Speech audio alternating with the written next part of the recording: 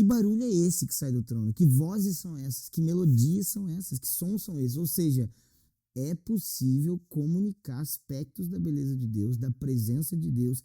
É possível profetizar por melodias, ritmos, harmonias.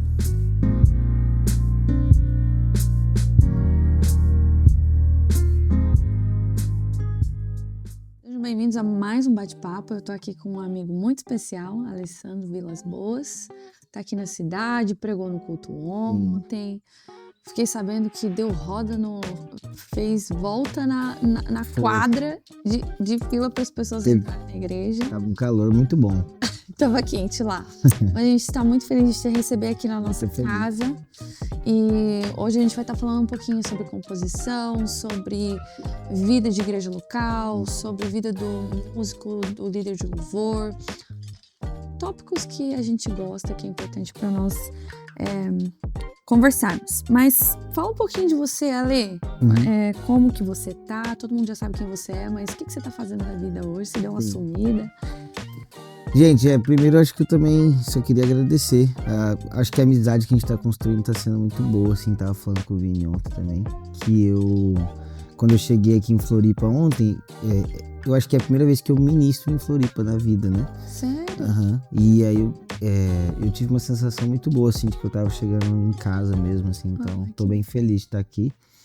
Mas, uma coisa que é interessante que as pessoas não sabem muito sobre mim eu sou mineiro, as pessoas acham que eu sou ou carioca ou paulista, eu sou mineiro, do interior de Minas Gerais, do sul de Minas, uma cidadezinha chamada Itajubá, e plantei as igrejas One no Brasil, aí as músicas e tal, e aí eu tô meio sumido, na verdade, já porque já meu terceiro ano que se completa agora, que eu tô morando em Londres. Eu e a Bru e as meninas, a gente se mudou pra Londres em 2021, 2020, não me lembro agora. E a gente tá literalmente completando 3 anos de visto lá. 3 anos vivendo em Londres e plantando uma igreja de fala inglesa, mas internacional, lá na cidade de Londres. E esse processo de migrar assim com a família, a gente precisou focar muito nisso, focar na igreja local, focar no trabalho lá. Mas de igual maneira era muito o que a gente fazia aqui também. A gente sempre foi muito enfocado na igreja local, só que por um curto momento de tempo ali na nossa trajetória, principalmente com as canções quando elas estouraram muito, eu viajava muito, mas assim 80% da nossa ênfase sempre foi muito a igreja local e era mais as viagens assim, e gravações de vez em quando. Mas é por isso, assim, as pessoas mandam muita pergunta, cadê você, meu Deus, não sei o quê, mas é por causa disso, a gente tá bem focado lá na igreja local, e tá sendo muito bom, assim, e tá sendo bom também de coração, assim, dar uma desacelerada, sabe, assim, pra gente foi muito bom como família, a gente, sei lá, foi bem proveitoso, então, basicamente é isso. Que bom. E por que Londres? Cara, então, resumindo, eu recebi uma palavra bem específica em 2018, quando eu fui para Portugal. Eu fui ministrar em Portugal, em Lisboa, que é também um lugar que eu amo muito. E no avião, assim, voando para Portugal, essa era a minha primeira viagem, não internacional, mas viagem pro outro canto do mundo, assim, né? E no avião eu senti que Deus estava me chamando para Europa. Só que, para ser muito sincero, eu fui em 2018, era bem mais novo, tava assim, querendo ou não, num momento bem de ascensão ministerial, então eu falei, acho que eu tô empolgado, acho que, tipo assim, nada a ver. E eu amo muito o Brasil e meu desejo era, tipo assim, morrer no Brasil, plantar igrejas em outros lugares, mas ficar no Brasil, e é isso. Tanto que, acho que provavelmente a gente vai falar disso, mas uma das coisas que me fez querer compor foi o meu zelo brasileiro, assim, sabe? De tipo assim, mano, eu quero coisa do Brasil, quero falar as coisas com a nossa linguagem, com o nosso jeito. Sim. Então eu tinha esse orgulho, assim, de ser brasileiro. Tenho, né? Mas quando eu fui pra Lisboa, eu senti isso. Mas fiquei quieto. E a gente passou 15 dias ministrando lá. E eu fiquei com essa coisa, tipo, Europa, assim, muito forte. E aí a Bruna, minha esposa, no meio da viagem me mandou, cara, tô sentindo uma coisa, Deus tá falando comigo sobre a gente ir pra Europa. E aí aquilo foi, tipo assim, uma resposta muito forte, né? E eu tava com 2 amigos meus que são presbíteros no One também, que é o Cantarino e o Davi, e eles sentiram a mesma coisa, um chamado específico para mim, para Bru, mas também para a comunidade, assim, né? Só que eu não sabia muito se era Lisboa, assim, eu sabia que era Europa. Aí, no mesmo ano, eu fui para Londres uns 3 meses depois, 2 meses depois, por causa de, tipo assim, convergiu, assim, algumas datas, deu certo. Eu até faço uma brincadeira que eu fui para Paris ministrar, só que eu fiquei assim, Deus, por favor, aqui não, pô. Bom, tem uma rixinha lá e eu não gostei muito de Paris. Você sabe que eu também não gosto de Paris. A gente tem essa rixa, infelizmente. Mas assim, eu não curtia muito também, não gostei. A língua também, quando eu cheguei, eu já falava inglês um pouco. E aí toda vez que eu falava inglês, eles me respondiam meio mal. Eu falei, cara, que povo chato e tal. Mas amém, aí eu fiquei assim, cara, não é aqui, não sinto que é aqui também, assim, no espírito mesmo. Porque eu já, por exemplo, eu odiava o Rio de Janeiro, odiava. Mas Deus me chamou pra lá e hoje eu sou apaixonado, assim, no Rio de Janeiro, perdidamente apaixonado. Então eu falei, cara, não tem essa rixazinha no coração, mas Deus abriu uma porta, eu fui pra Londres, pousei no London City na época. E cara, quando eu pousei, sei lá, eu sabia, esse é o lugar onde eu preciso vir. E hoje é engraçado que eu moro a 20 minutos do London City, né? E aí, basicamente, foi uma direção muito específica mesmo de Deus chamando a gente. Que hoje, obviamente, a gente tem outras percepções, assim, do que Deus tá fazendo, da cidade. Vai amadurecendo, assim, mas sendo a resposta mais honesta que eu poderia dar cara, foi uma direção mesmo de Deus. A gente nem tinha isso no nosso radar. A Europa está sempre sendo profetizada como uma espécie de movimento de volta ao Oriente Médio. Então, assim, eu tinha essa percepção, mas assim, cara, eu vou lá, ministro, ajudo e volto, sabe? Nunca foi um lugar, tipo assim, cara, eu vou realmente ficar lá. Então foi uma direção muito de Deus, que na época nos assustou muito, pra ser sincero, porque 2018, amiga, foi quando eu lancei o álbum Carpinteiro, pra você ter noção. Então, tipo assim, eu tava no momento, assim, entre aspas, mais alto. Não fazia sentido. Tipo assim, não fazia sentido nenhum. Eu tava plantando a igreja no Rio. Cara, tava num momento super bom, quando a gente tava conseguindo ter uma estabilidade financeira, eu e a Bru. Então, assim, não fazia sentido. Mas demorou 4 anos, assim, por vários processos de visto e tal. E aí a gente finalmente foi pra Londres. Então, basicamente, esse é o porquê Londres, assim. Foi muito uma palavra mesmo. Quando Deus direciona, né? Mas é interessante você falar essa visão escatológica que acaba que é um grupo, né? É uma tribo que fala mais sobre isso. Sim. Eu acho que é um tema que precisa ser falado mais. Até mesmo falando do Brasil, como as profecias em relação ao Brasil ser um celeiro de missionários para as nações, é muito importante esse entendimento dessa visão escatológica e esse caminho de volta, né? E a Europa tem tudo a ver com isso, como você disse.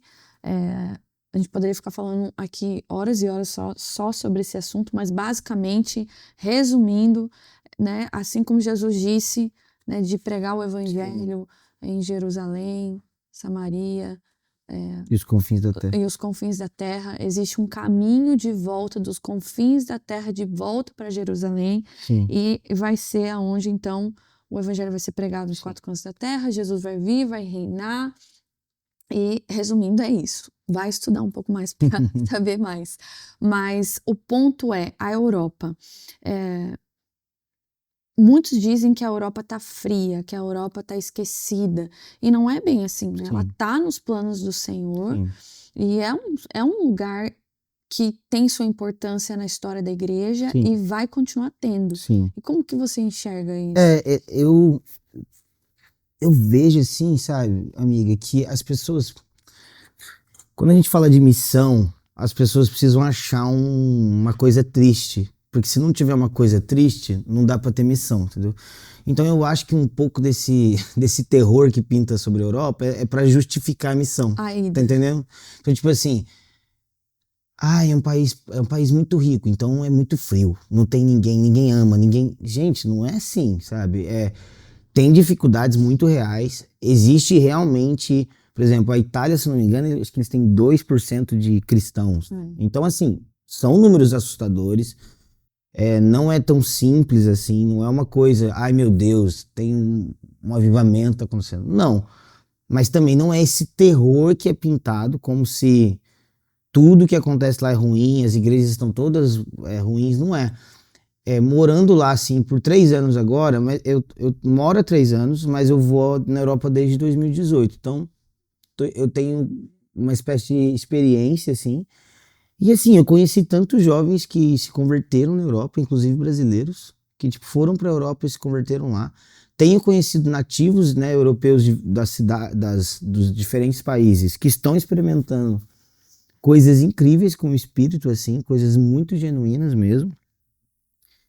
A única coisa que eu falaria que é a diferença das Américas, digamos assim, para a Europa é que parece que o movimento, não sei como eu posso explicar isso, mas o movimento do espírito, o movimento da igreja na América é um pouco mais rápido. É como se a gente tivesse uns degraus mais acima e eles degraus mais abaixo. Então, assim, mas tem algo acontecendo, tem alguma coisa que o espírito está operando. Agora, quando a gente fala da história, meu Deus, gente, a gente está muito atrás deles, é o contrário.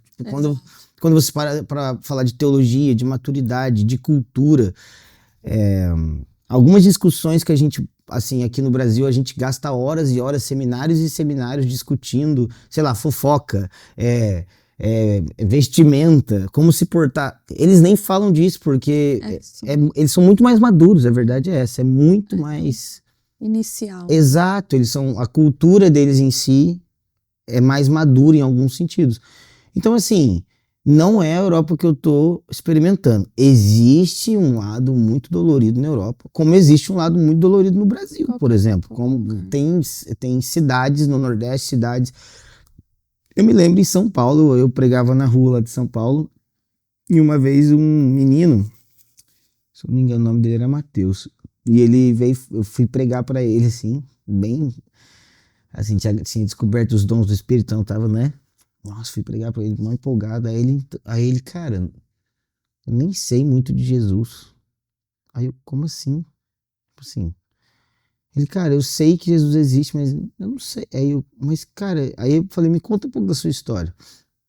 Aí ele nasceu na Cracolândia, tipo assim, literalmente. O parto dele foi na Cracolândia. Ele cresceu, foi criado na Cracolândia, e ele morava na Cracolândia, e esse era o universo que ele conhecia, no centro de São Paulo. Então... Nunca teve contato com essa realidade. Aí a gente fala assim... Evangélica cristã. Aí a gente pensa, não, mas o Brasil tá muito avançado. Não, o Brasil... Gente, tem coisas terríveis que acontecem no Brasil, né? A Ilha de Marajó, agora que tá esse hype todo, no bom sentido que eu tô falando a palavra hype, tipo, tem que ter mesmo esse hype. Então, assim... Então, assim... Cara, não é a Europa que eu tô experimentando, assim, sinceramente. Tem coisas difíceis, não é tão simples mudar para fazer missão na Europa, não é. Assim, isso é até um assunto que a gente, uma outra hora, pode conversar mais, esse celeiro de missão, o que isso significa? A gente vai para lá fazer a igreja brasileira? Então, assim, não é tão simples, você tem uma vida mais cômoda e confortável que tem no Brasil em alguns sentidos, mas em outros não também. Então, assim... mas não, assim, resumindo, Deus está fazendo algo na Europa, Deus tem um plano para a Europa e eu acredito que, inclusive, as Américas têm algo para aprender com a Europa. Não é só o contrário, não. Se eu pudesse até, assim, encorajar alguém que tem desejo de fazer missões na Europa, né, ou ir para a Europa para servir, vai com o coração de participar do que Deus está fazendo e esquece essa coisa de levar o fogo brasileiro, vou mudar a Europa, cara... Você vai se frustrar, porque não é a realidade, né? Acho que você também pode falar muito. A gente esteve lá agora, né? A gente teve o acampamento de composição e foi muito especial, porque o que eles falaram foi exatamente isso que você disse. Que eles viram uma diferença da equipe que estava lá, porque não foram, tipo, de nariz empinado, a gente tem algo para trazer, para acrescentar, tipo... o fogo brasileiro, Exato. porque a Europa tá fria. Não, a gente quer cooperar com o que Deus já está fazendo. E realmente a gente viu, a gente passou por Portugal, a gente passou pela Itália, a gente Aham. passou por Londres, Uhum. e ver as igrejas sedentas pelo Sim. Senhor, igrejas anglicanas, ver o povo português mesmo, assim, adorando o Senhor e Sim. cantando as verdades bíblicas. Então, assim, Deus está despertando a sua Muito. igreja. Muito. Cara, é um lugar que eu tenho visto um movimento muito, assim, muito fresco mesmo, é na Alemanha. Tem uns amigos bem, que a gente se tornou realmente muito amigo. E, cara, Deus tá fazendo uma obra lá que de coração, tem coisa que eles estão experimentando lá que a gente precisa aprender, de verdade. A gente precisa aprender com eles. Sentar, cara, como é que vocês fazem? Como é que vocês lidam com isso? Então, assim, sem dúvida, Deus tá se movendo. Muito bom. Sem dúvida.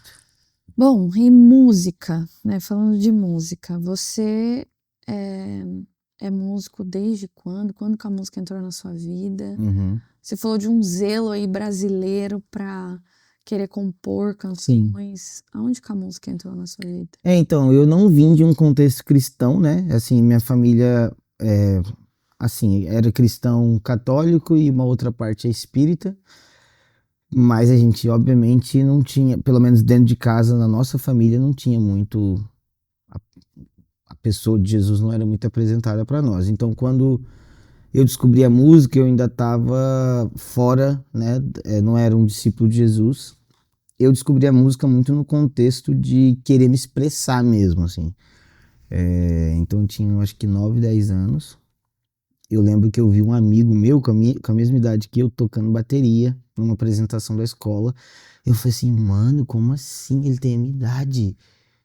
Meu Deus, eu me apaixonei. Falei, cara, é isso que eu quero. Aí eu pedi pros meus pais, tipo assim, eu quero tocar guitarra, me põe na aula de guitarra. Aí meu pai teve a sacada, assim, de falar assim, não, filho, eu não vou te pôr direto na guitarra, não.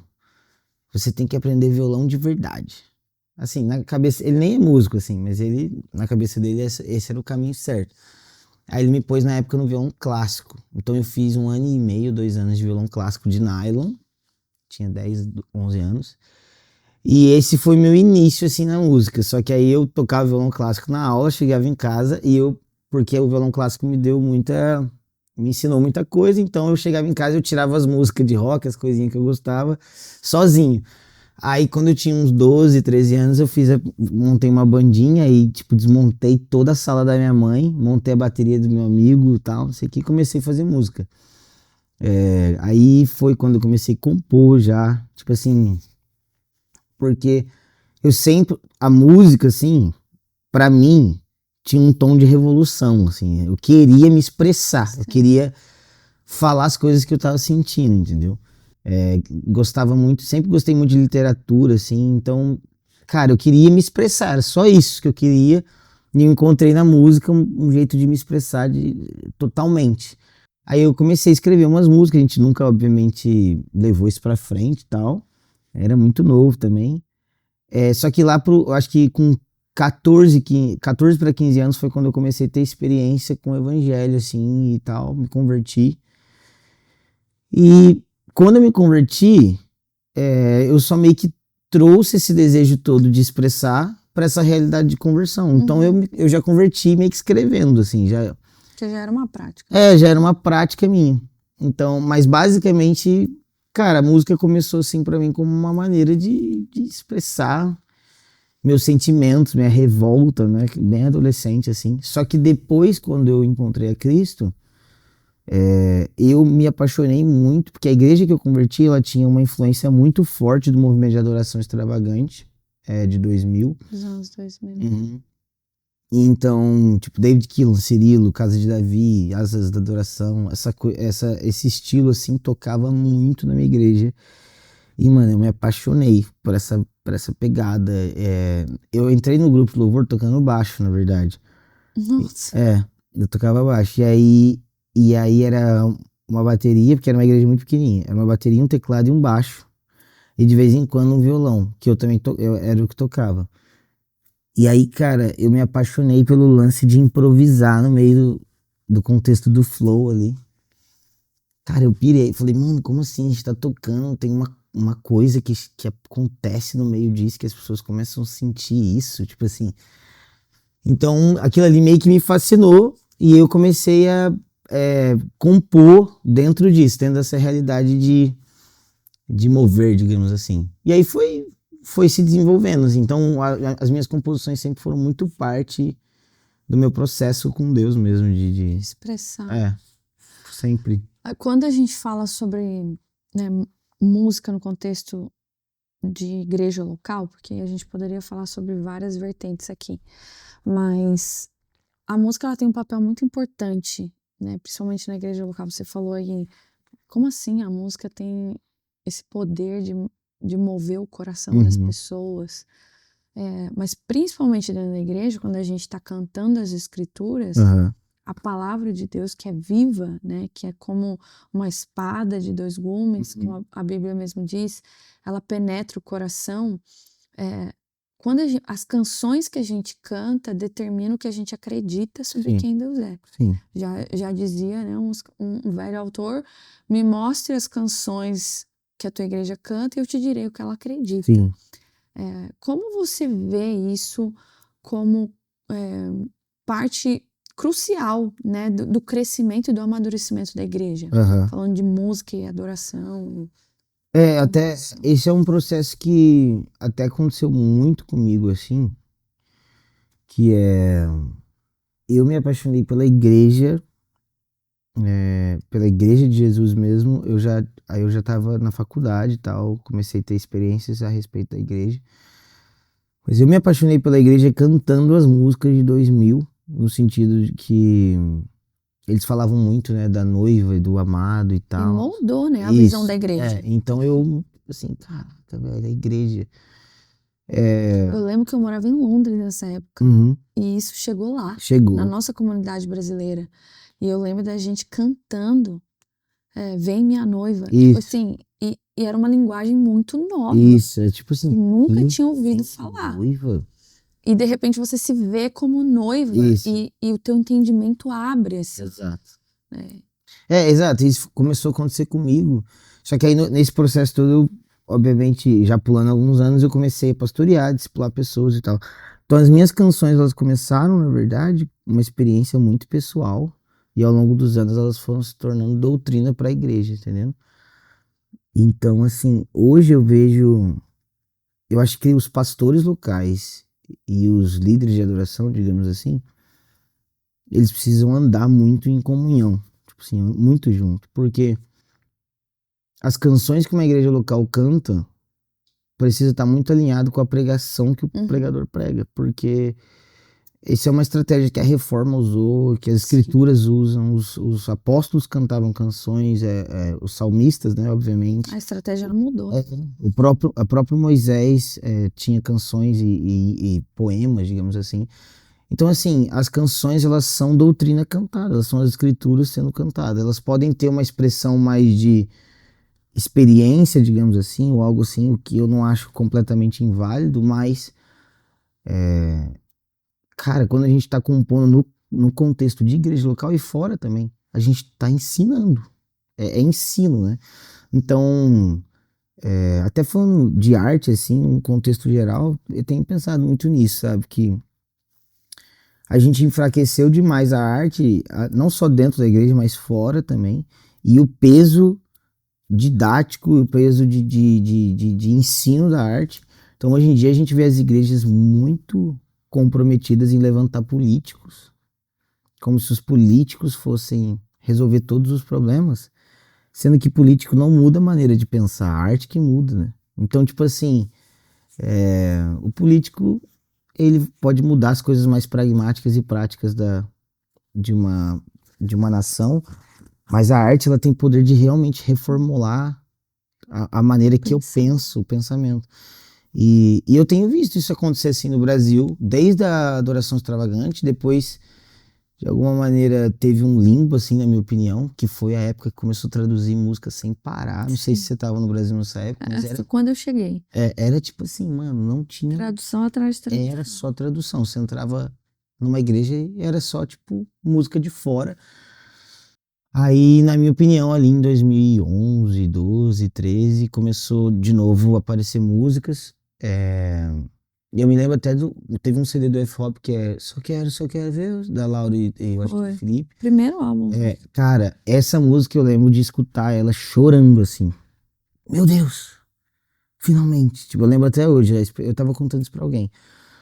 E essa música, por exemplo, ela meio que formulou, ela deu cara pro livro do Duane uma coisa, por exemplo. Foi. Tipo, é isso, gente, é isso que a gente quer dizer. Contemplar. Então, tipo assim, as canções, elas são doutrinas cantadas, entendeu? Elas podem, você pega essa doutrina e você traz linguagem poética, você traz linguagem musical, melodias, e isso tudo expressa beleza, isso tudo expressa a glória de Deus, isso tudo traz ornamentos a respeito de quem Deus é, mas o final de tudo isso é as escrituras nos lavando, né, e nos reformulando. Então, eu acho que os pastores locais não dão muita atenção pro líder de adoração, e o líder de adoração não entende muito bem o dever dele numa igreja local também.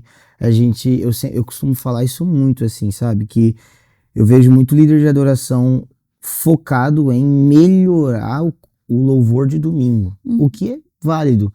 Mas a principal função dele não é melhorar o louvor de domingo. A principal função dele é ensinar o povo a adorar, no sentido amplo da palavra adoração, no sentido de conhecimento de Deus. Ele precisa ensinar conhecimento de Deus através das canções, através dos ensinos, através do tempo de discipulado que ele tem com os músicos. Então, assim, é um trabalho muito pastoral mesmo, é um trabalho muito mais amplo do que cantar, né? Mas, cara, as canções, elas trazem doutrina completamente, assim, mesmo. E isso até é um peso, que sendo muito honesto, assim, no começo eu não sentia muito, porque as minhas músicas meio que estouraram, eu não achava que estouraram, não tinha programado. E aí, os teólogos começaram a bater em algumas músicas, eu falei, caramba. Mas aí foi quando eu comecei, tipo assim, caramba, mas eu nunca pensei nisso, sabe? Eu nunca, tipo assim, e eles tinham razão em algumas e outras, até hoje eu discordo. Mas assim, eu fui amadurecendo também.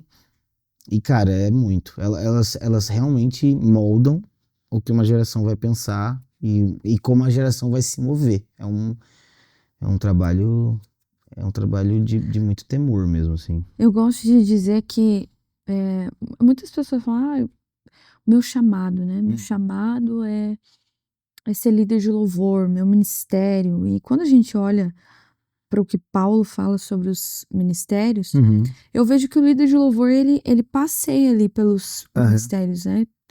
Evangelista, porque por meio de canções a gente evangeliza, a gente ensina, né? A gente pastoreia pessoas. Então, o líder de louvor, ele acaba tendo características dentro dos 5 ministérios. Sim. E não deixa de ser um ministério por ministrar a outros, né? Por ter ali a sua eficácia dentro do corpo, de cooperar, de edificar o corpo. Sim. Mas também acaba sendo uma vocação também. Sim. Pessoas vivem da música, pessoas... como que você vê essas duas coisas caminhando junto? É meu trabalho, é meu ministério? Eu acho que elas são... assim, para alguns, por exemplo, para mim, são as duas coisas. Hoje minha renda vem da música. Então, tipo assim, quando eu compro um violão, eu não tô comprando um violão pelo bel prazer de um hobby. Eu tô investindo no meu próprio rendimento, digamos assim, na minha profissão. E quando eu tô, sei lá, 5 dias dentro de um estúdio gravando, eu não tô fazendo, não é um hobby, não é um ministério, não é uma aventura. É o meu trabalho, é de onde eu vou pagar o leite das minhas filhas, digamos assim. Então, para alguns casos, é a profissão mesmo. Inclusive, o que é mais comum de acontecer, na verdade, é para músicos no sentido instrumentistas. Cara, às vezes o cara, ele fala, mano, eu sou baixista, eu amo fazer isso, é isso que eu quero fazer pra minha vida. O cara estuda 8 horas por dia o baixo dele. Aí você vira pra ele e fala, não, é ministério, é estritamente ministerial. E agora, como é que ele não vai casar? Vive. Como é que ele casa? Como é que ele tem, como é que ele cria os filhos? Então, Ele tem que ter uma remuneração disso. É a profissão dele, não tem problema nenhum, né? E isso é até aí é um papo que a gente pode abrir uma porta aqui muito profunda, que é do lance da secularização e sacralidade das coisas. Quando um advogado converte, a gente não pede para ele parar de ser advogado, né? Mas o músico, por algum motivo, ele tem que parar de ser músico, ele tem que virar levita. E aí? Mas, tipo assim, e aí é o que eu repito. Se o vereador converte, ele pode continuar a ser vereador, por que o artista não, entendeu? Então, assim, a gente diminuiu muito o poder de comunicar o evangelho através das artes, assim, a beleza de Deus e tal. Mas voltando ao cerne da pergunta, eu acredito que dá para ser os dois, né? E tá tudo bem ser os dois. E quando a gente para pensar, na verdade, Amy, todo mundo faz os dois, entendeu? Sei lá, uma gestora. Ela é gestora e cristã, entendeu? Ela é uma gestora que pode participar do ministério da palavra na igreja. Ou até da gestão ou até da gestão dentro da igreja. Então, tipo assim, todas as pessoas são chamadas a fazer as duas coisas. Todas as pessoas vão se envolver ministerialmente em algum nível. Porque se elas não se envolverem ministerialmente em algum nível, pelo menos na igreja local, tem uma coisa errada. Elas precisam se envolver na construção da igreja local de alguma maneira, né? Então, assim, todas as pessoas são chamadas a fazer as duas coisas. E todas as pessoas são chamadas a fazer isso com excelência. Então, um pastor local, por que o pastor local precisa ter o salário dele? Porque o dinheiro não cai do céu. Um pastor precisa ler mais do que um membro. O pastor precisa se dedicar ao ministério da palavra mais do que um membro. O pastor precisa pregar todos os domingos, ou sei lá, não sei qual é o contexto de cada igreja local. Esse é o trabalho dele, é onde ele gasta tempo, onde as energias dele são gastadas ali para isso. Então, eu acho que essa discussão, para ser sincero, ela revela um problema teológico, digamos assim. Cosmovisão. É uma cosmovisão muito rasa, de tipo assim, nossa, meu Deus, que grande dilema. Ele é músico, mas não pode ter dinheiro. Como assim, gente? Não faz sentido nenhum, entendeu? Então, assim, eu acho... Minha proposta é, assim, que é cosmovisão total, mas minha dica para músicos no sentido... Cara, eu sirvo no ministério de louvor e adoração de música da minha igreja. Qual que é a sua dica para mim? Cara, você é dentista? Ótimo, compra um instrumento que você consegue servir sua igreja do melhor jeito, seu set de pedais, tipo assim, que cabe ali na sua realidade, tira as músicas, tenta entender o que Deus está propondo para sua comunidade e sirva ela com todo o coração, e é isso. Sim. Agora, mano, eu quero viver disso. Então você tem que dar uma atenção profissional para isso, não é tipo assim... eu vou ter uma coisinha, vou estudar mais ou menos. Não. Você tem que dar uma atenção profissional para isso aqui. Se você quer viver disso, você quer sustentar sua família disso. E isso fala também da gente compreender, como pastores locais, que existem algumas das pessoas ali que elas são profissionais daquilo. Então a gente precisa... Poderiam até trabalhar dentro da igreja. A gente pode pensar em remunerá-las dentro da igreja, ou se a gente não consegue remunerá-las dentro da igreja, apoiá-las a viajar com outras bandas, a tocar em outros contextos. Eu particularmente aqui, não sei se eu vou ser muito polêmico, eu não vejo problema nenhum de um músico cristão tocar em coisas seculares, por exemplo. Obviamente, ai meu Deus, ele toca numa banda de funk. Mano, aí é um problema, ele precisa saber discernir, é igual um advogado, é igual um médico, entendeu? Então, o médico vai participar de cirurgia clandestina, cara, você faz aí o que você sente que você tem que fazer. Um pastor e uma igreja não pode dominar todas as decisões de um indivíduo da igreja, entende? Então, assim, essa é a minha posição, assim, mas eu acho que é uma crise muito latente que tem dentro do ministério de música dentro das igrejas. Principalmente no Brasil. Principalmente. Eu acho que você tá vendo lá fora que já não é não, tanto, né? É o que você tava falando, linkando uma coisa a outra, sobre a maturidade que a gente acaba encontrando lá fora em relação a algumas coisas, que eu cresci lá, então isso é uma coisa que me pegou, mas porque você pode ser um músico extremamente maduro, sim, que serve a sua igreja, que vive uma vida piedosa, sim, íntegra, sabe? tá num estúdio gravando, Exato. tá trabalhando numa Abbey Road da vida, Exato. tá tendo seu ganha-pão. Dando aulas e sendo, na verdade, um testemunho de Exato. Jesus aonde está. Ele é um cristão que dá testemunho de Cristo. O que me leva, né, ao próximo ponto, falando sobre devoção extravagante, que está um pouco linkado, né? A gente tende a dizer que devoção extravagante é aquele set list que eu faço lá na igreja, o quão intenso eu sou, né, na minha adoração, na minha entrega ali naquele momento, mas vai muito além disso. Sim. Devoção extravagante, biblicamente, é um estilo de vida, é uma vida de obediência, de renúncia, de entrega, que vai ter, né, vai ter um peso muito grande na vida do indivíduo que lida com esses dois ambientes de ministério e trabalho, né? Então, como você enxerga, e o que você diria para músicos que querem viver uma vida extravagante? Sim. Cara, então, eu quando você estava falando, eu fiquei pensando assim que tem duas coisas que eu queria falar muito. Primeiro é que essa extravagância na hora do culto, ela é importante também, no sentido de que, obviamente com uma decência mínima, mas assim, o próprio Jonathan Edwards, ele falava que não existe cristianismo ou fé sem afeições. Então, assim, e tem um livro do Fábio e da Dani que é muito bom, que eu queria até indicar. Louvor. Não me lembro agora, mas é muito bom. Muito bom. Sobre louvor. Os Bravos, né? Eles têm um livro que eles lançaram pelo Desoscope. E eles ensinam isso muito bem, assim. Eu acho que o Fábio Coelho... As expressões de louvor. Né? Então, assim, cara, o ser que adora não escolhe como adora. O ser adorado escolhe como ele quer ser adorado. E as escrituras nos mostram, batam palma a todos os povos e outras diversas expressões. Então, quando eu estou diante de Deus, as pessoas falam assim, eu tô aqui no meu cantinho, eu adoro. Não, você adora e você expressa louvor a Deus da maneira como ele deseja expressão de louvor. Então, assim, essas expressões, elas são importantes também. Agora, elas não são a única coisa, né?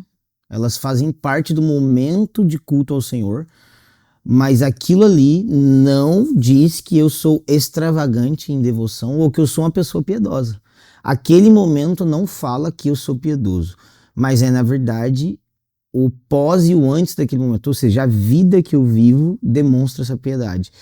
E, inclusive, aí é a segunda coisa que, quando estava falando, eu lembrei muito. Eu não lembro agora se é Deuteronômio, meu Deus, minha língua. Deuteronômio 5 e 6. Que fala sobre os mandamentos e tal. Sim. E o contexto dos mandamentos. Então, assim, ele tem os mandamentos e depois começa a ensinar. Peguem os seus filhos, tipo assim, versão Alê. Peguem os seus filhos, se assentem com os seus filhos e ensinem os seus filhos. Ou seja, onde os mandamentos e onde essa piedade, onde o primeiro mandamento fica em primeiro lugar? Na minha vida. Sentando com meus filhos, sentando com minha esposa, sentando com seu marido, né? Sentando com seus amigos, no seu escritório de trabalho, no jeito que você lida com as suas finanças. É ali que o primeiro mandamento começa a tomar toda a sua vida. Então, assim, e aí entra de novo nesse problema de cosmovisão profunda que cara, o Brasil tem muito esse problema. Tipo assim, a gente mede a espiritualidade e a piedade das pessoas pelo momento de carisma ali, o momento que Deus usou aquela pessoa, e a gente não consegue ver as outras coisas como igualmente espiritual, né? Essa é uma das minhas paixões, assim, falar da vida comum, falar do ordinário, da maneira como a gente vive e respira. Então, assim, eu falava uma coisa, eu comecei a pregar muito sobre isso em 17, 18 também. Eu falo, cara, basicamente, se a sua vida não dá testemunho dessa função, ou se a sua vida não dá testemunho desse carisma, nós não queremos seu carisma, nós não queremos essa unção toda, porque a verdade, é que existe um dom de Cristo que vem de você e que ele é único, mas esse dom de Cristo é de Cristo, sabe? Tipo assim, é graça de Deus operando em você. Não é uma coisa, meu Deus, a Amy fez por merecer. Não, é a graça de Deus operando na Amy, a graça de Deus operando em mim. Eu já cansei de ouvir, tipo assim, porque eu no dia a dia, as pessoas acham que não, mas eu sou muito tímido, então eu demoro um pouco pra entrar no... pra tipo assim, cara, me soltar. Só que quando eu entro no momento de louvor, eu fico, tipo assim, muito extravagante, ou então tô pregando, e as pessoas acham que eu sou aquilo ali. Cara, eu não sou aquilo ali. Aquilo ali é graça de Deus operando, né? Então, tipo assim, aquilo ali não fala da minha devoção, aquilo ali não fala da minha vida com Deus. Aquilo ali é uma graça de Deus operando. Obviamente, Deus usa aspectos da minha personalidade e tudo isso. Mas o meu ponto é, mais do que os dons da Amy, ou mais do que a graça que opera através da Amy, o que realmente é válido, o que realmente precisa ser nutrido e valorizado nas nossas relações, e a gente como líder, e a gente como liderado, digamos assim, a gente precisa valorizar um no outro, é o Cristo que está sendo gerado na Amy. Tipo assim, eu não quero a música da Amy, eu também quero, mas eu quero conhecer a pessoa. Tipo assim, eu quero a amiga, a mãe, sei lá. Então, assim, essa vida de piedade, de devoção, de extravagância, ela precisa escorrer para tudo que a gente faz, né? Ela se parece... Eu tenho falado assim... É tipo assim, cara, quantos ministros que o filho nunca viu orando em casa? O pai e a mãe orando em casa. Quantos ministros fervorosos no púlpito que o filho nunca viu? Tipo assim, ensinando as escrituras, sabe? Ensinando o evangelho, orando. Exato. E não é tipo assim, meu Deus, eu tava em casa, então eu senti um anjo. Não, não, não. É tipo assim, cara, você consegue trazer o evangelho para seus filhos, para sua família, para sua mãe, para seu pai. Não, eu vou além, até a forma que você trata a faxineira que limpa o teu prédio, exato. a forma com que você lida com o carteiro, o cara que veio trazer sua encomenda que atrasou. Eu acho que se a gente levasse mais a sério essa vida fora do palco, ou fora do contexto eclesiástico, né? Porque eu não estou falando só de quem está em cima do palco, mas de todo cristão. Sim. Seria mais fácil a gente viver as nossas profissões para a glória de Deus. Exato. Cara, tem uma frase que eu amo, que na época da Reforma, chegaram para Lutero e perguntaram assim, um sapateiro, falou, Lutero, como é que eu posso... Então você está falando né, de viver para a glória de Deus e tal. Como é que eu posso fazer isso? Então aí o Lutero falou assim, faça o melhor sapato que você puder, num preço mais honesto que você puder, e Deus está sendo glorificado. Então, cara, é muito profundo, assim, a gente... cara, realmente pegar as escrituras e falar assim, cara, eu quero isso aqui como... Eu quero viver isso aqui, eu quero abraçar isso aqui, tipo, isso aqui é vida, isso aqui é pão, isso aqui é minha... Eu quero internalizar isso aqui, não, eu não quero virar um super cristão, não, eu só quero ser um discípulo, eu só quero seguir Jesus, sabe? Cara, isso é muito profundo, e eu acho que isso gera uma maturidade no corpo de Cristo, que a gente vai cada vez mais descentralizar indivíduos, porque se a gente começa a valorizar a vida das pessoas, não no sentido de tipo assim, a Amy precisa ser perfeita, não, valorizar a obra do evangelho na Amy, mesmo nas imperfeições da Amy. Tipo assim, cara, ela é um ser humano, é isso. Cara, a gente vai começar a valorizar muito mais o dom e a graça de Deus, apesar um do outro. Então não vai haver necessidade desse indivíduo glorioso, todo culto, desse superstar toda hora. Qual é o próximo CD do momento? Qual é a próxima música do momento? Cara, eu vejo que isso é um movimento, assim, que... Acho que o Espírito quer gerar isso, assim, mesmo, nos últimos dias, né? Antes da vinda do Messias, porque... uma igreja superstar não suporta, velho, as tensões do fim. Não suporta, é impossível suportar. Então, a gente tá carente mesmo de referências que a gente pode tocar, sabe? Sim. A impressão que eu tenho é que Ministério de Louvor especificamente, especialmente, parece que a gente gosta dessa coisa de, sabe, o cara transfigurar? Cara, a gente tem que parar com isso, assim. Somos tudo farinha do mesmo saco, tudo Tipo assim, imperfeito. o cara, a pessoa que tá cantando e que escreveu aquela música, às vezes. Eu tava ouvindo o Paulinho do Drops, que a música dele agora tá, né? E é Hypada. animal aquela música. Ele falando, eu tava no banho, tava tomando banho. Tava pensando em tomando banho e, nossa, comecei a cantar. E, cara, é um ser humano, tipo assim. Cara, isso é muito belo, velho. É a beleza de Deus se manifestando no ordinário, assim. É extraordinário. Então, sem dúvida, essa extravagância, ela. Vai além, né, Muito. do levantar das mãos, por mais que é importante, as expressões de louvor Exato. e tudo mais. Bom, mas você falou da música do Paulinho, né? Tem muitas canções surgindo. E eu sei que você carrega Uhum. esse zelo, né, por canções bíblicas, Uhum. por canções autorais, né, no sentido no português e com a nossa cultura, com a nossa linguagem. Quais são dicas que você daria, conselhos para compositores que têm surgido nos nossos dias? Pessoas que estão olhando para você, compondo uma Cristo, olhando para um Paulinho, compondo é ele. Meu, como que eu faço para ser igual a esses caras, né?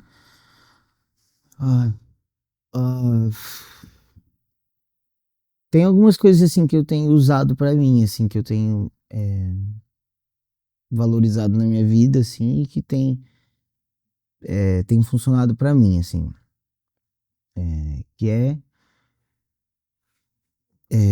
tentar valorizar um estilo de vida que é tipo um caçador da beleza de Deus mesmo, assim, e ser sensível à beleza de Deus, né? E isso é uma crítica que eu tenho feito assim para as pessoas mais próximas de mim. A gente se tornou, muito evangélico mesmo, no mau sentido, sabe? A gente só consome coisa evangélica. Quando a gente senta num restaurante, a gente come a comida parecendo um bando de bicho, assim. A gente não sabe nem o que a gente tá comendo. A gente não sabe o sabor das coisas. A gente tava zoando alguns amigos esses dias, tipo, cara, a gente bebe energético igual bebe água. Água. Uma vida super frenética, super acelerada. Se a gente sentar com uma pessoa fora da igreja, a gente não sabe falar de outras coisas, a gente só sabe falar de igreja. E isso não é um lifestyle que vê beleza de Deus nas coisas, sabe? Assim, a arte cada vez mais ausente, beleza, gestão das coisas, valorização da vida cada vez mais ausente. Quando a gente sai pra tirar férias, a gente tira férias no celular. Cara, a gente tá muito cego, mudo, surdo, sei lá. A gente não observa o Senhor, sabe? E isso é uma coisa muito prática, assim, mas que eu tenho tentado desenvolver, assim. E de verdade, a Europa fez muito isso comigo. Eles são muito mais desligados, assim, offline. Muito mais. Você entra no metrô de Londres, tem dezenas de pessoas lendo livro de papel, né? E isso, assim, eu sempre, já tem uns anos que eu tenho desenvolvido o hábito de leitura mesmo, assim. Então, algumas coisas foram mudando dentro de mim, sabe? Sentar, eu percebia muito, assim, eu fui pai muito cedo, né? Com 17 para 18 fui pai, depois com 21 de novo. Então, na minha juventude de paternidade, assim, eu perdi muitos detalhes das minhas filhas porque eu tava frenético. E eu não observava a beleza daquilo. Então, é uma coisa que tenho mudado muito, assim. Observar a beleza nas coisas, sabe? Deixar Deus também falar por Exato. Deus está comunicando beleza através da graça comum mesmo, através da sua criação. A segunda coisa que eu falaria muito eu tô dando esses dois aspectos mais práticos e não espirituais, né? Mas assim, que ajudam muito na hora de compor. A segunda coisa é escute música, gente. Gente, nossa. não vai entrar um demônio no seu ouvido. Cara, assim, principalmente pros instrumentistas, assim, eu tenho uma crise, entre aspas, uma crise não, sei lá qual que é o nome disso, mas eu sou caracterizado, até o Rodrigo Rocha, quando começou a tocar comigo, ele gravou Yeshua em inglês pra mim, né? Aí ele foi gravar, eu falei, mano, mas cadê as guitarras? Tá parecendo teclado. Aí ele, pô, mas eu achei que você era o rei do worship, me mandou zoando. Aí eu, não, mano, faz uma coisa aí diferente e tal. Mas assim, eu queria muito instigar a gente a produzir, principalmente os instrumentistas, assim, mano, traz coisas diferentes, tipo assim, traz uma coisa diferente. Tipo assim, hoje, o que a gente tem na igreja, que é o worship, todo mundo tá criticando. Mas quando o Jesus Culture começou a fazer isso, era tipo assim, meu Deus. A Hilson começou a fazer, meu Deus. Que nada mais eles copiaram o Coldplay e o U2. Tipo assim, todo mundo, meu Deus, que isso? Delay. Meu Deus. Tipo, uau, que tigre. Só que agora virou mainstream. Tipo assim, todo mundo critica. Ok, mas quais são os... Tipo assim, o que a gente vai trazer de novidade? O que a gente vai propor de acordo com o que Deus tá fazendo agora? Quando a gente olha... Tô ficando agitado. Quando a gente olha pro trono em Apocalipse 4, nós vemos vozes, trovões. Deus é um Deus de... Ele é um Deus de música, de sons, de melodias, de barulho. Que barulho é esse que sai do trono? Que vozes são essas? Que melodias são essas? Que sons são esses? Ou seja, é possível comunicar aspectos da beleza de Deus, da presença de Deus.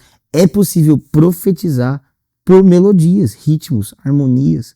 E os instrumentistas estão tipo assim, não, vamos manter na caixa aqui, sabe? Cara, então não, tipo assim, eu não sou um cara muito bom de harmonia, né? Tipo assim, eu sou meio ruim disso, mas eu tenho tentado aprimorar assim, minhas composições ao longo dos anos no sentido poético, no sentido letra mesmo, e no sentido de melodia. Tipo assim, fugir um pouco das melodias que são mais comuns pra mim, que vem direto.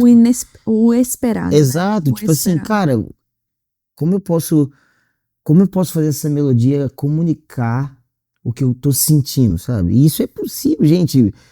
Bach, que é considerado um dos maiores compositores da história, era cristão e não tem letra, é só melodia. Como assim? Como é que ele expressava a glória de Deus só com melodias? Então é possível. Então essas duas coisas, mano, vai escutar outras coisas, vai escutar jazz, vai escutar samba, vai escutar rock, vai escutar, sei lá, vai escutar as coisas, vai pegar referência, sabe?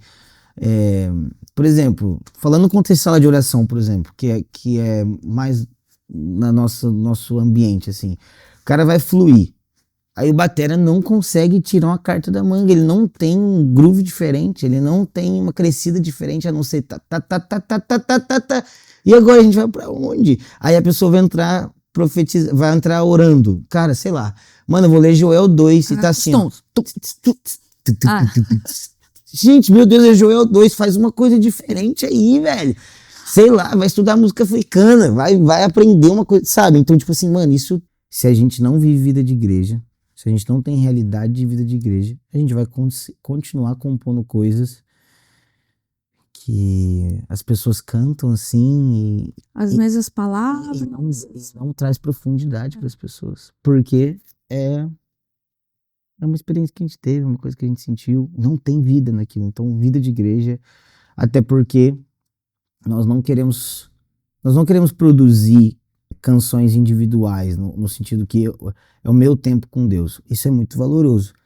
Mas, acima de tudo, nós queremos trazer um aspecto comunitário de louvor, de adoração. Então, essas são coisas que eu tenho...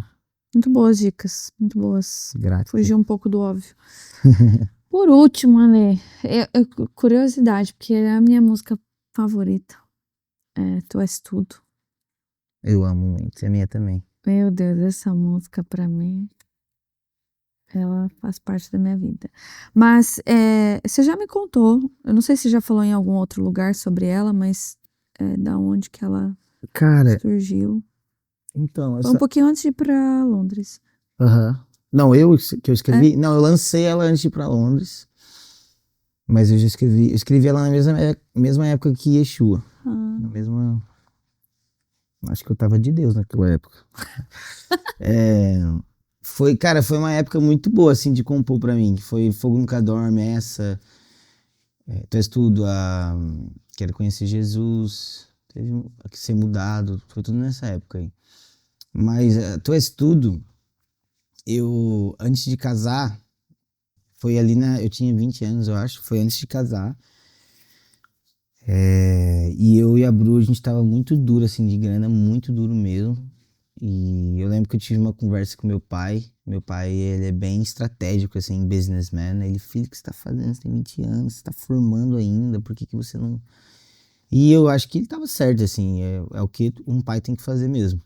Aí eu falei pra ele, mas pai, eu posso juntar meu dinheirinho, depois a Bruna junto dela, a gente se junta e ficar mais estável, mas a gente quer juntar junto. Assim, ao invés de um juntar, o outro juntar, vamos juntar junto e a gente vai ter dificuldade e tal, mas eu sinto que Deus tá fazendo isso. E aí ele me abençoou, assim, e tal. Só que eu tava estagiando, aí antes de eu casar, eu tive uma dengue com hepatite. Meu Deus. Fiquei muito mal mesmo, assim. Um processo muito interno, assim, do Senhor me tocando. E eu já liderava o ano, a gente já pregava nas ruas, já era bem ativo ministerialmente, mas não era conhecido.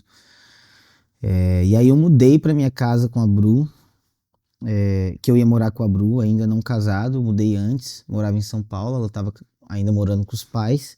Quando eu cheguei na casa, mano, não tinha nada, eu dormia num colchão e nosso casamento ia ser, sei lá, em 1 mês e meio, a gente não tinha nada, bem duro mesmo.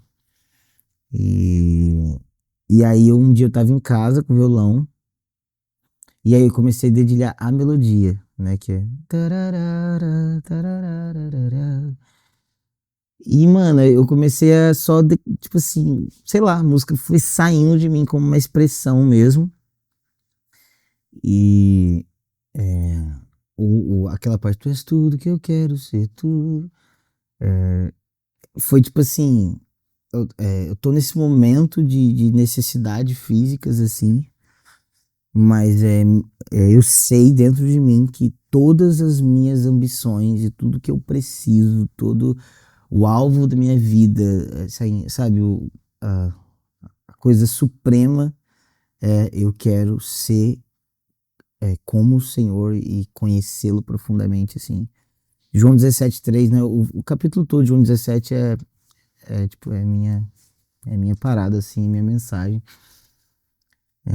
Então, assim, essa música ela foi só uma expressão desse desejo de conhecer a Cristo e tal, mas uma expressão muito de um lugar muito de dor mesmo, assim, de vida ordinária, sabe?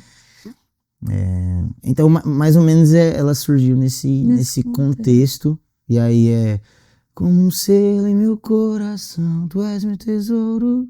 É tudo dentro desse... Muitas águas em sobre mim. As dificuldades. Então... foi nesse contexto, assim, de uma... Minha frase preferida. Qual? Eu já te falei, mas você não lembra, né? Tu sabes tudo que eu não sei. Essa frase me pega. Tu sabes tudo que eu não sei. É muito boa. Parabéns. Ela é minha... É uma das músicas que eu queria ter escrito. Ai, nossa, eu amo demais. Ela é minha preferida também, que eu escrevi. A minha lista tá mudando, assim, antes era Tu és tudo, Peregrino, eu gosto muito também e tal. Cara, mas Cristo tá entrando, assim, pelo valor teológico dela, assim, como ela é. Mas Tu és tudo. Conecta, né? Ela é muito... Eu acho que ela resume pra mim, né, Salmos 23, né? O Senhor é o meu pastor. E ali, na verdade, não é e nada me faltará, na verdade é e Ele não me faltará. Então, assim... Exatamente. Se eu tenho a Ele, uma coisa que eu percebo muito que essa música gera nas pessoas, assim, que é um sentimento que é o meu sentimento, é tipo... sei lá... Tipo assim, ela gera uma paixão, uma contrição nas pessoas, mesmo sabendo que talvez nem tudo vai ficar bem, sabe? Tá entendendo? Mas assim, cara, mas eu tenho isso. Pronto. Tipo assim, que é muito... eu sou apaixonado nessa música, é muito difícil. Eu não toco ela muito porque ela é tão especial pra mim que eu não quero que ela...